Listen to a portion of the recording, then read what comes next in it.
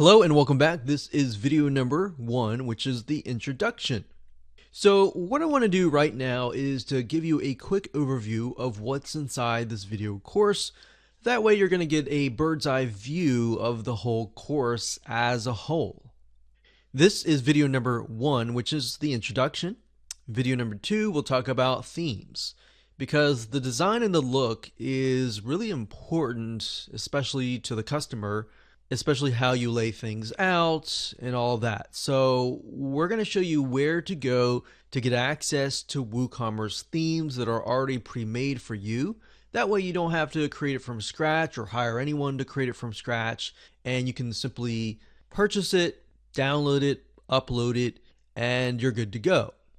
Video number 3, we'll talk about the general settings within WooCommerce, and then exactly how to tweak them, how to customize them, and all of that.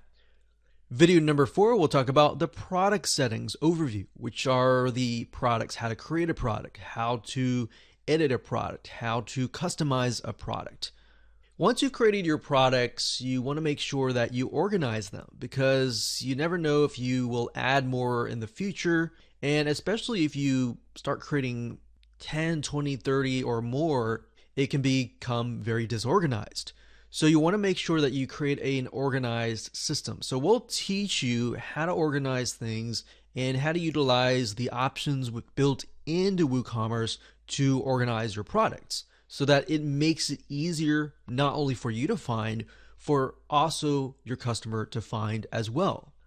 Video number 6, we'll talk about the product attributes. Product attributes are basically like if you were to buy a skateboard and you want it in green, blue, purple, different colors, maybe different shapes, different wheels.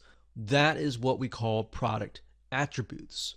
And of course, in video number 7, we'll talk about expansion. What we mean by that is, how do you go beyond the core foundation? Let's say, for example, that you want to run subscriptions, or you want to expand on that. You want to do marketing. You want to install different aspects beyond just the basics. So how do you go about doing that?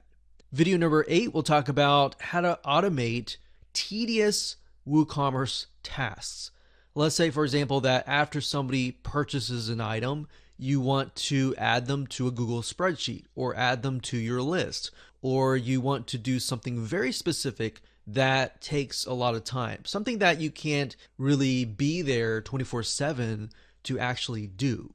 So in other words, once you have set up these automations, then it's going to make your life a lot easier. The more you automate, the more you can actually focus on marketing your store, getting people to your store, and focus on other things. Okay, so what I want to talk about right now is what you need before you can get started. So before we even dive into the video course, you are going to need these things. So obviously you're going to need a website with WordPress already installed. Now, in terms of where, you need to figure out if you want your store located on a subdomain, such as store.yourdomain.com, or maybe you want to be located within a subfolder such as yourdomain.com/store, or within the main site. So those are things that you need to figure out before you watch this video course. Now, obviously you can watch the video course and then go back and implement that as well.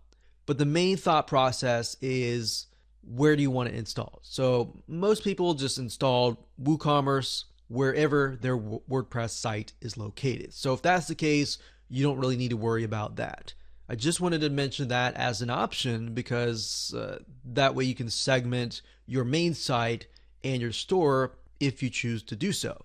But otherwise, if you don't really care, you can install it wherever your WordPress is installed. Now, there's a lot of courses, there's a lot of videos out there on the basics of WordPress. You can find a lot on YouTube or other platforms as well. And sometimes you can find them for free on the basics of installing WordPress, and sometimes you can get your web hosting company to do that for you as well. Once you have figured that out, the next step is why. So why are you creating your store? You need to understand the purpose and the goal behind your site. Is it to make a certain amount of money?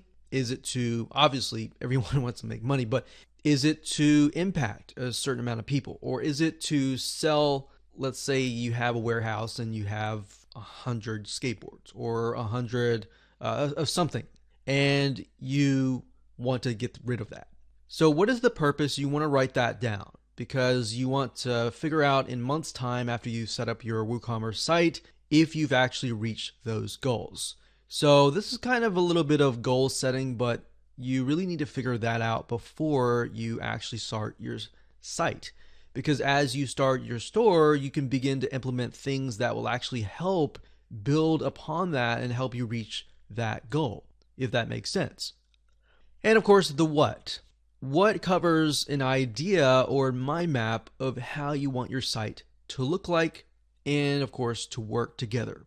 So basically you want to connect the dots, figure out what your site needs to do. There are many different mind map softwares out there. You can go to Google, type in free mind map software or mind map software or flowchart software, whatever you want to do. We like lucidchart.com. That's another good option. It does cost a little bit of money, but it's a really good tool to organize your thoughts. So what I'm getting at here is there's a lot of thoughts in your head that you just need to get down on paper. All right. So last but not least, the how is this video course. So now that you have a good idea of what you need before you can actually implement WooCommerce, let's jump in and talk about WooCommerce themes.